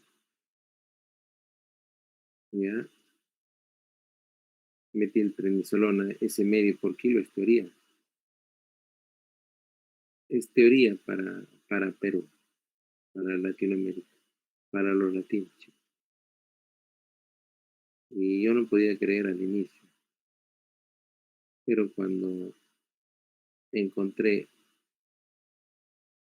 el manejo en la práctica clínica, que acá se pone ciclos de pulsos de 1000, de 1200, y recién controlaba la enfermedad, la actividad sistémica. A estar dándole ciclos de 3 días de 500 de metilprednisolona. Y ahí entendí ese término. Si vas a golpear, golpea bien. Si no, no golpees. ¿Ya? Esa es una característica importante, chicos. Es como una perla. Llévenselo siempre. Entre fármacos importantes. ¿Qué fármacos están vinculados como factores? A ver. Lacina, doctor. Exacto. Muy bien. Procainamida. También algo que lo cotidiano, ¿no? Lo que utilizamos a veces. Muchos medicamentos definitivos y sin duda está pues la hidralacina de cajón, el diltiazem que utilizamos bastante. Y los anti-TNA-alfas también. Los antiparkinsonianos, el famoso metildopa, también está en esto. Después existen otros, ¿no? Los posibles, los más alejados, probados, ¿ya? Como el ácido valproico. Hasta las sales de oro, posibles, más alejados. Muy bien. ¿Cómo tenemos que entender de cómo es la fisiopatología de esta enfermedad?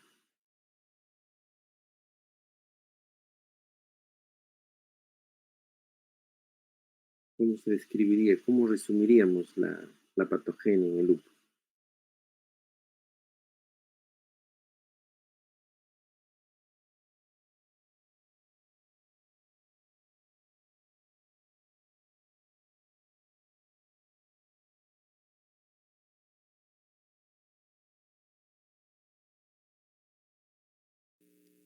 Doctor, ¿puedo participar? Claro que sí. Dime, Gabrielita. Ya, Tus doctor. propias palabras, como que has entendido, Ya. para que se En nos lo que quede. entendí es que esta patogénesis sigue sin conocerse, pero lo que está claro es que van a haber diversos factores, como factores genéticos, ambientales, hormonales, o también lo que son alteraciones en la activación de las células B o Alza un disfunción de las poquito más células tu T. timbre de voz.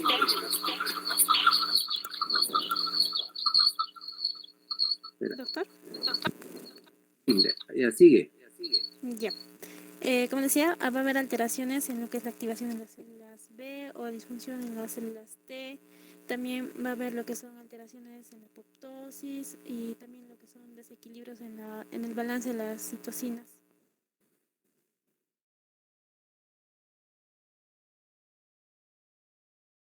¿Alguien más?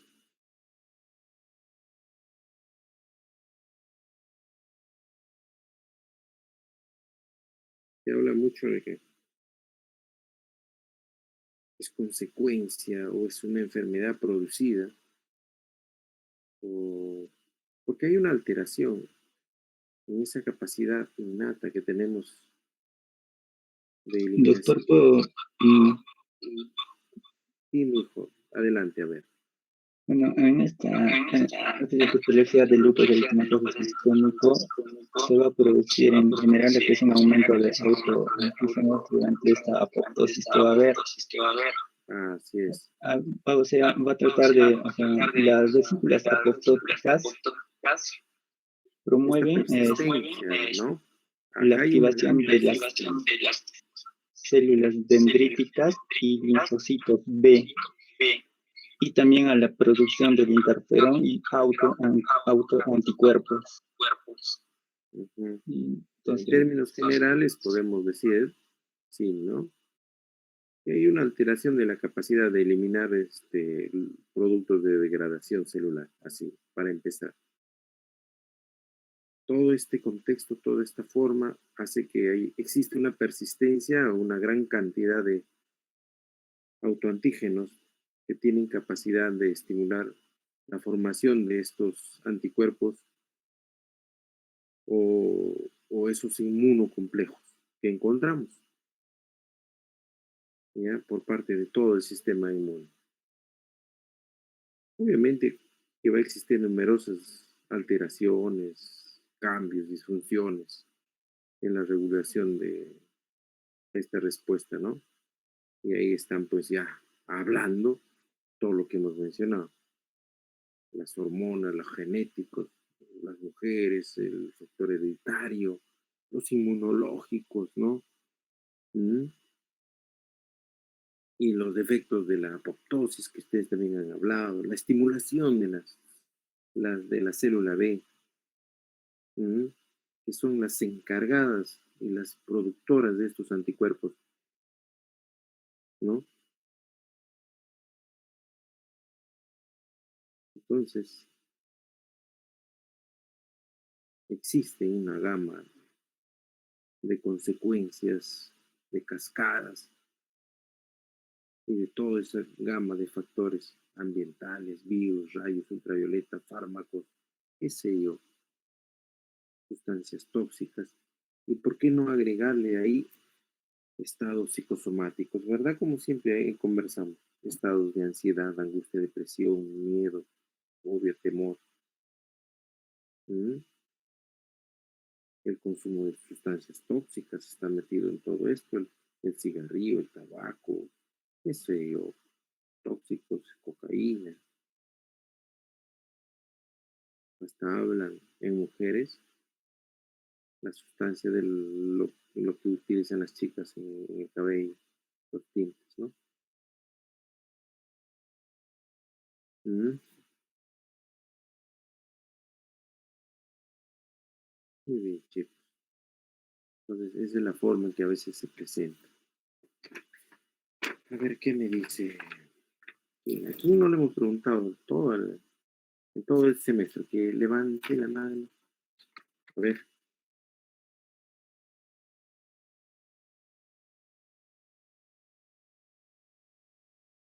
¿Cómo sería la forma de comienzo?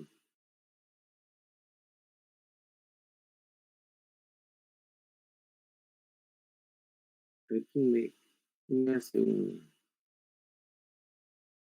un pequeño así, caso clínico? ¿Cómo comenzaría esto? Con todo. Doctor, Dime, hijo, dime. Doctor, revisando la bibliografía, se habla de que la forma más frecuente de inicio es cuando se presentan neuralgias o artritis. Ya. Solo que en este caso es una poliartritis no erosiva, además no deformaría, no sería no deformante, y además, bueno, es un diagnóstico diferencial de artritis reumatoide, es más frecuente en manos y ¿qué más puedo decir? Pero en sí, una de las formas más frecuentes de inicio sería la afección articular. Sí, mi hijo. Sí, sí. Así es. Y cuando ustedes lo presenten siempre, sí, yo creo que es típico encontrar eso y decir, sería una forma típica de encontrar una mujer joven, con esas artralgias, con ese dolor mm, pulmonar o pleurítico asociado a su presencia de rash malar, con su, con su debilidad, con su astenia que está ahí, ¿no? Eso sería de una forma típica, un comienzo agudo, que puede estar inicialmente, como les decía, inicialmente en una fase quieto, ¿no?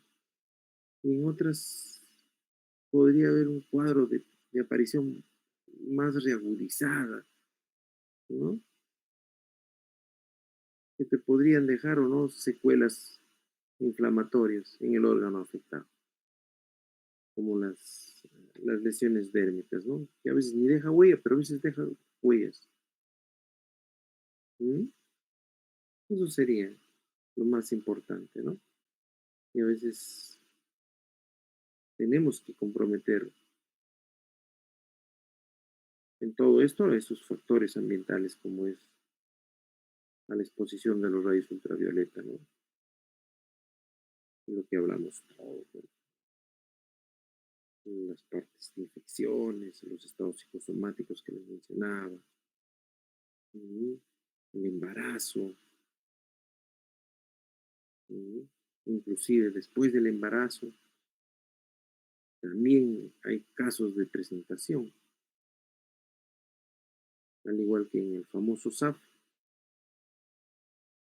síndrome antifosfolipídico, es de inicio post-embarazo. Se insinúa primero durante el embarazo, está quieto, termina el embarazo, empieza la etapa del puerperio, ¡pum!, se prende, comienza la enfermedad, con su variabilidad, con sus síntomas particulares, locomotores, ¿ya? Pacientes también a veces pueden empezar con fiebre, ¿eh?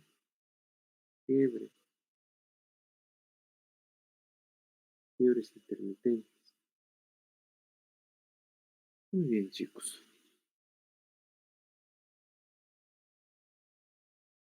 Muy bien. Entrando, a ver, al manejo. De por sí, es una enfermedad rara. Es raro. Algunos de ustedes chocarán en algún momento con lupus. Pero al ser una enfermedad bien rara, muchos no tendrán la oportunidad de ver, a no ser que quieran incursionar en la reumatología. ¿Ya?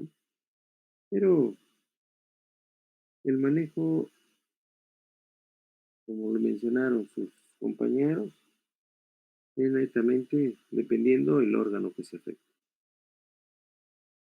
¿No es cierto? Y uno de los mejores representantes es las sales de oro. ¿Quién es? ¿Quién me dice?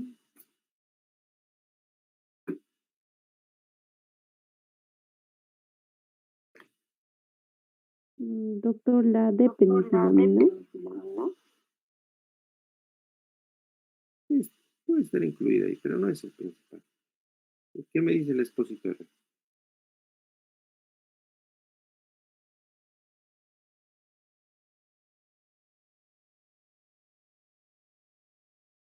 La que produce maculopatía.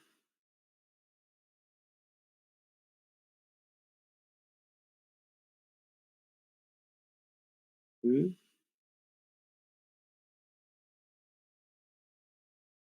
¿La hidroxicloroquina no será? ¿Qué opinan?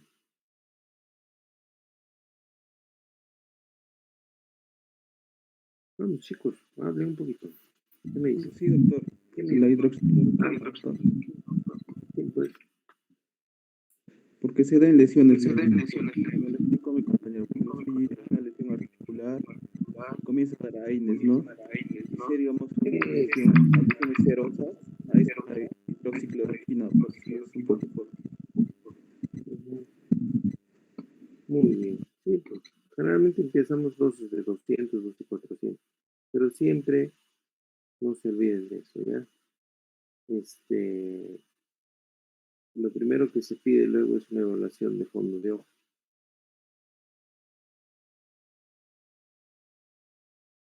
Sobre todo se presentan en lesiones de maculopatías en personas mayores. Y si llegara a presentarse, se suspende el tratamiento.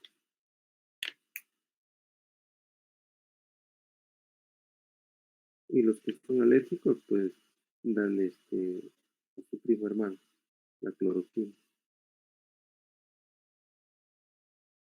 ¿Sí?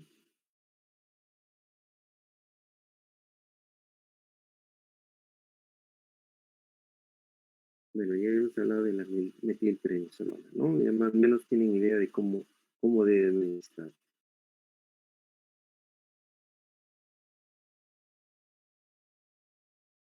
Como les decía, la metilprednisolona que hablan de 500, 150 en los libros de teoría, a este lado, a veces no es tan favorable. Después de eso, hay que seguir con dosis de prednisona. Después de, ¿no? Como mantenimiento. Ataque, metilprednisolona. Prednisona, mantenimiento. ¿Ya?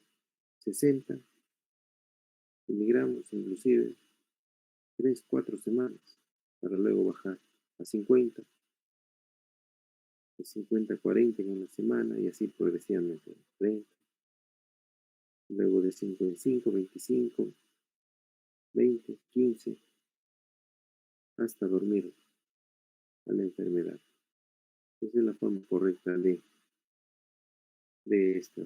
este manejo, ¿ya?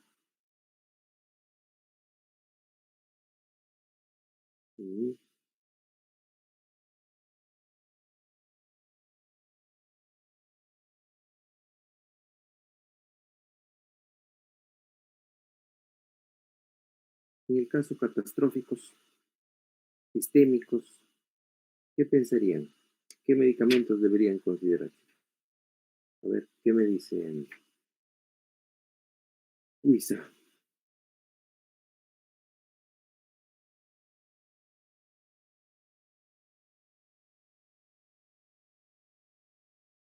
Me olvidaba. En estos pacientes, al igual que en la artritis reumatoidea o en la polimiositis, damos altas dosis de corticoides, ¿verdad? ¿Qué tenemos que adicionar como preventivo? ¿Ah? inmunosupresor, doctor.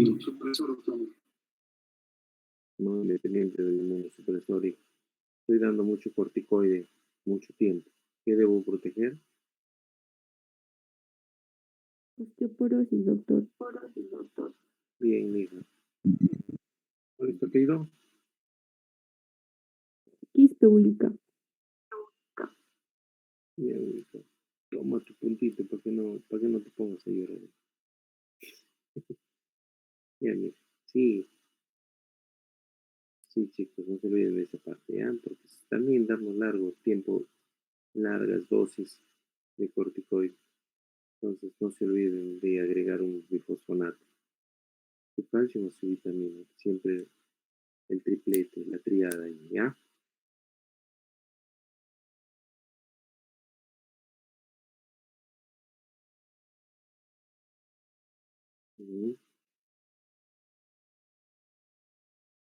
Y cuando ya estamos en casos más graves, como los compromisos sistémicos, ya nos vamos a otra escala, ya tenemos la famosa ciclofosfamida. Estos los administramos en dosis mensuales, 1 miligramo por metro cuadrado. Obviamente nos vamos a guiar de su actividad también, ¿no? su actividad de enfermedad, su actividad antiinflamatoria, ¿ya? Y estos pacientes obviamente tienen que ser controlados seguidos cada 3, 6 meses, ¿ya? Para luego espaciar un poquito luego el ciclo.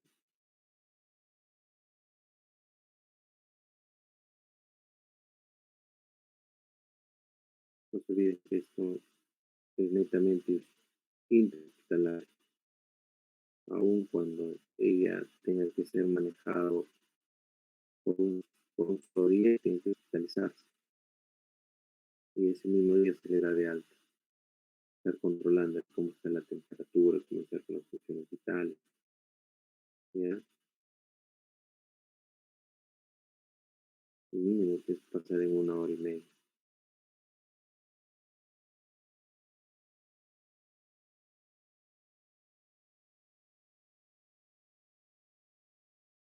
Esto producen estragos de náuseas, vómitos, dolor de cabeza. Ahí es donde utilizamos el famoso ondansetron. Y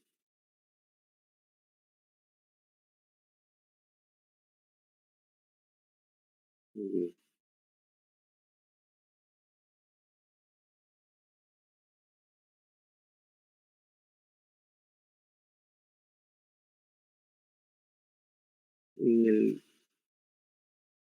En el caso de una mujer que esté embarazada, ¿podremos dar ciclofosfamida?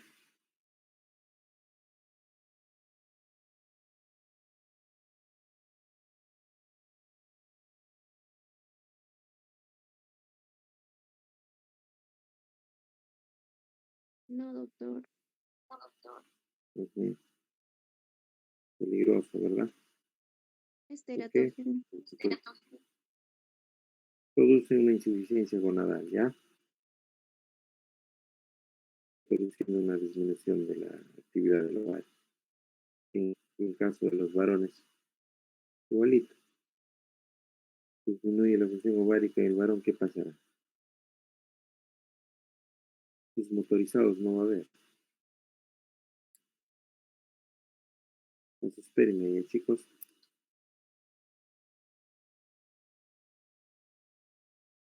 ¿Sí?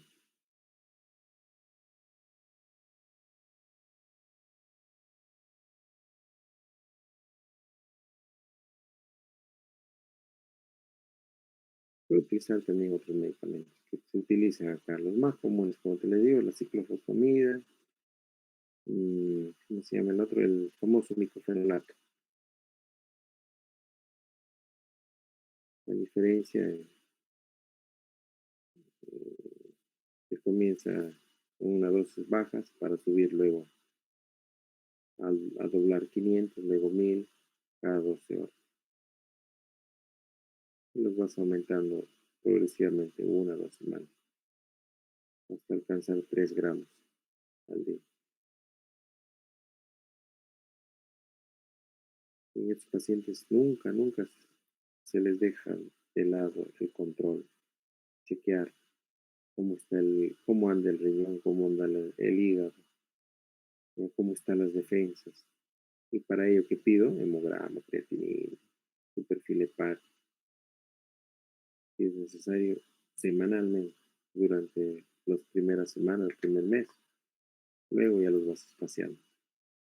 ¿Ya? Al igual que en la artritis, también podemos utilizar la que dijo su compañera, la acetoprina. ¿Sí?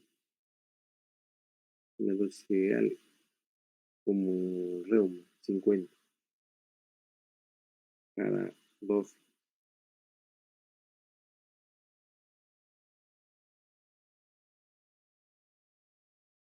El famoso rituximab, uno de los biológicos más representativos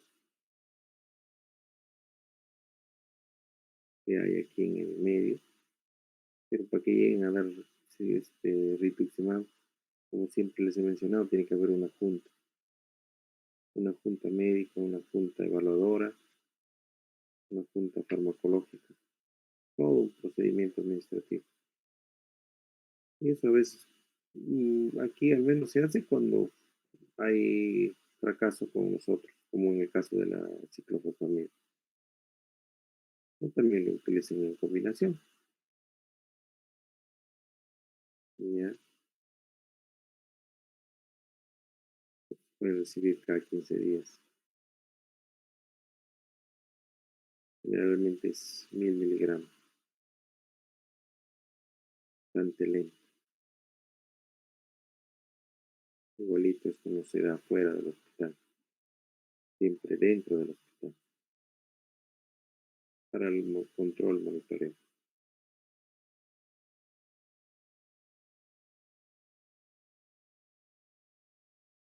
Muy bien, chicos. Después existe una gama de biológicos, pero no tiene sentido. Los más relevantes, los rituximab. ¿Ya?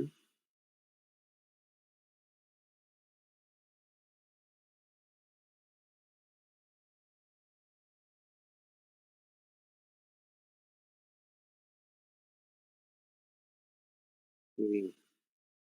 ¿Alguna pregunta, chicos, hasta ahí?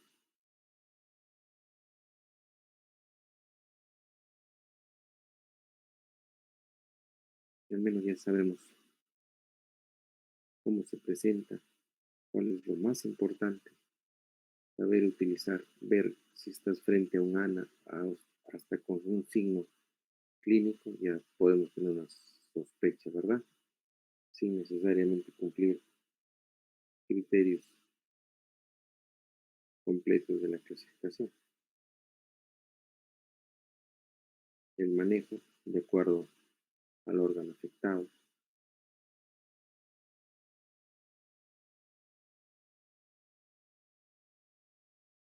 Cuando hagamos vasculitis, vamos a hacer la parte de la clasificación de los tipos de daño renal, ¿ya?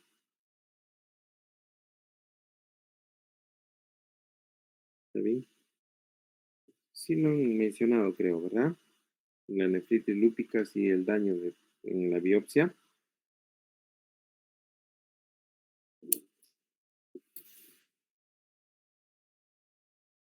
Bien, chicos.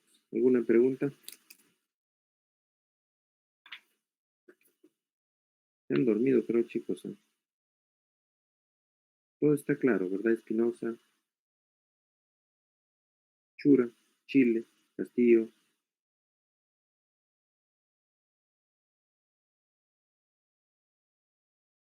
Sí, doctor, María, todo está sí, doctor, todo está Sí, doctor. muy bien. Muy bien, cachorro.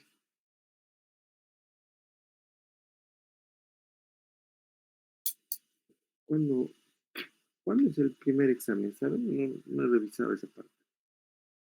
El 8 de ¿Cuándo más o abril. menos? El día que se acerca el día de las elecciones, ¿no? Sí, doctor. Sí, doctor. Ya, pues entonces, con mayor razón sacarán 20. Porque aseguren su semestre.